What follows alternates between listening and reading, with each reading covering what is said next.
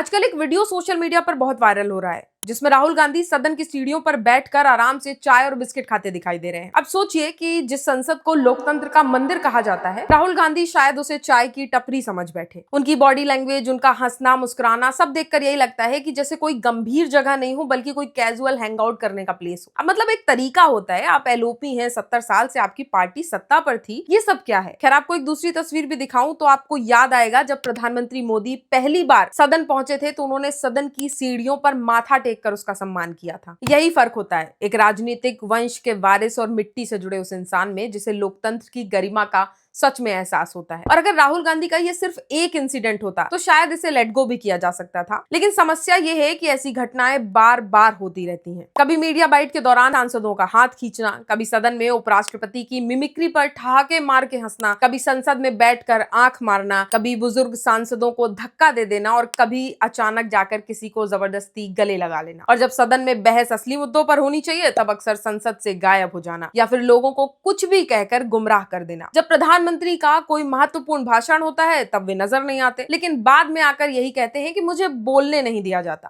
मुझे बोलने नहीं दिया जाता। अब ऐसा है कि अगर ये बोलेंगे तो कुछ भी बोलेंगे। मतलब कभी आप राम मंदिर जैसे ऐतिहासिक दिन पर काले कपड़े पहनकर पहुंच जाते हैं तो कभी हर संसद सत्र से पहले विदेशी मुद्दा उठाकर हंगामा खड़ा करने लगते हैं। और हाँ, हिंडनबर्ग वाला मामला याद होगा ना, कितने दिनों तक संसद में हंगामा हुआ था और आज स्थिति क्या है, वो कंपनी बंद हो चुकी है। अब मेरा एक सुझाव मानिए राहुल जी, थोड़ा सा, बस थोड़ा सा, ज्यादा नहीं, राजनीति की तरफ ध्यान दीजिए। और सदन लोकतंत्र का मंदिर है तो इसे नुक्कड़ राजनीति का मंच मत बनाइए। बाकी आप सुनते तो किसी की नहीं है, पर एक बार ये सलाह मान लीजिएगा। और आप लोग भी कमेंट में राहुल जी के लिए कुछ सुझाव लिख सकते हैं, शायद वो सुन ले।